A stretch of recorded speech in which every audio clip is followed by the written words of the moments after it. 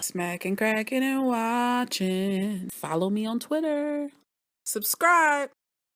Happy holidays. I'm here with a Netflix original. December 8th, this movie El Camino Christmas came out on Netflix, and it is pretty dang on good. It's by David E. Talbert, who has done so many different projects over the years. You know him from everything.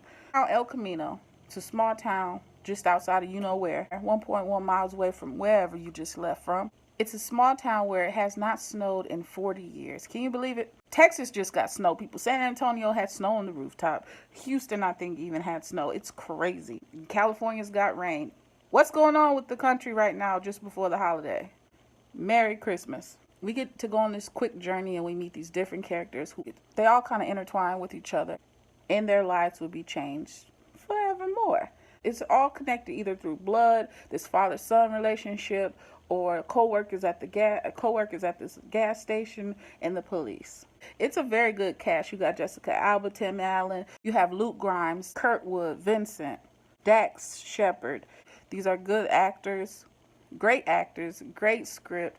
It's super entertaining, man. And Mr. Talbert even threw in the Talbert kid in his own film. He's smart. My only beef with this movie is that was the cleanest box fan I ever seen in my life in that police department. First of all, you expect me to believe that the deputy and the sheriff are cleaning that box fan? Come on, y'all. Y'all could have dirtied it up a little bit and kept it real.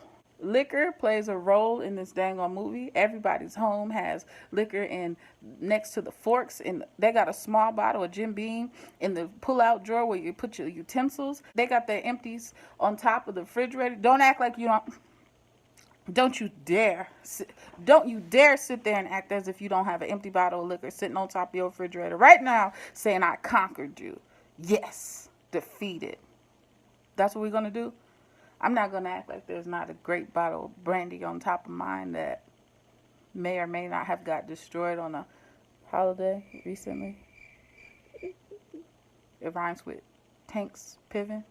Shut up. Now, if you have not watched it yet, I would say do it. If you have, now I'm going to get into the review. So we got this whole liquor store barricaded problem popping off, right? The clerk, you know how I knew it was going to be an issue regarding the store? Because the dang on clerk, her back was turned to the door. She had headphones in both ears. I mean, not even one, like I'm working, I'm not supposed to be on my phone, but I'm jamming back to the door, not paying attention.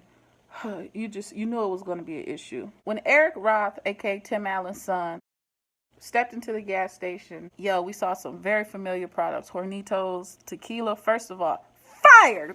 The best tequila I've ever had. I'm not going to act as if I don't have a bottle, fresh, unopened bottle in there waiting. Yes, because I do. And it is $25, just so you know.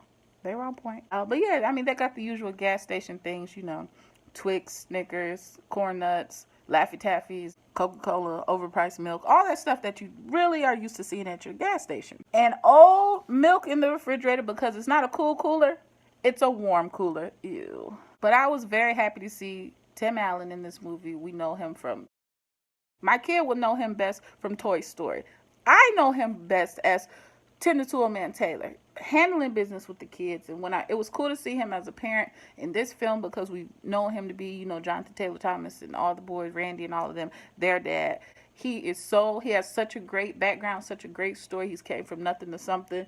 He's got a whole bunch of books out there if you haven't read them, like some really cool biographies. Like I said, even if you have to go to Wikipedia and check his story out, it's really dope. He's a very interesting character to do, and he seems like a real dude. I thought it was hilarious. He had a sloppy second t-shirt on, because nobody wants sloppy seconds, right? He's a trashed out guy in this show. It's like nobody wants to deal with him. He's not even telling his son at the moment. He wasn't even being honest, saying, "Hey, it's Charles Bukowski." No, you're not this poet. You made up a name. He's not admitting who he is. He's got a past. Who keeps a revolver on them while they go to the bar? Who drops weed in somebody's car? Right? Now, there were some super corny moments of the movie, yes, and that would have to do with, I think, them taking the jab at the police, just shooting up random people, mistaking a car backfiring for shots fired, the drunk cop who's drinking at the PD and everybody knows it, the veteran who's an alcoholic. Was it cheesy that the little boy waited until the very end at the perfect moment to finally speak and say thank you as one of his first words, his first statements in the entire film. It could be a little cheesy. Was it cheesy that our store owner made another life and he lived through all those bullets and he was on the beach chilling and he found love again? Could that be seen as cheesy? Maybe. I thought it was crazy because I figured once the whole shootout happened and Tim Allen admitted, hey, I'm your dad, this is the second best Christmas we've had. When that happened, I figured, okay, he's going to take this L for his son. He's going to go out there and do time for this guy, and then they'll move forward that way. I figured, second, they were going to blame it on that officer. They did not.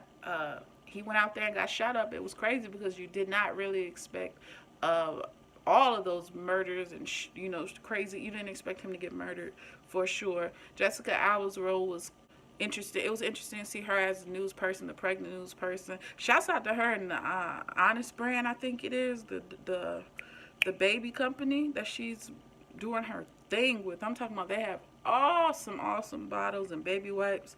Good for her, man. But anyway, her role was, she was on her come up. She wanted to go from being the little town, and the thing is, you got to have a big story, you got to go live, and then you can make it. And so she finally made it to Austin, Texas. Shout out to Austin, because Austin is an awesome place. So it was cool. It's a cool little watch.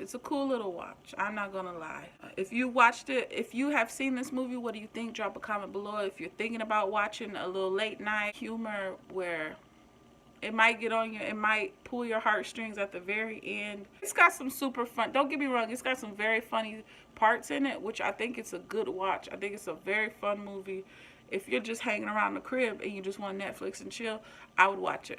The ending, it's a whole lot of shooting and blood going every which way and a whole lot of drinking. Drinking plays a major role in this dang on film, for real.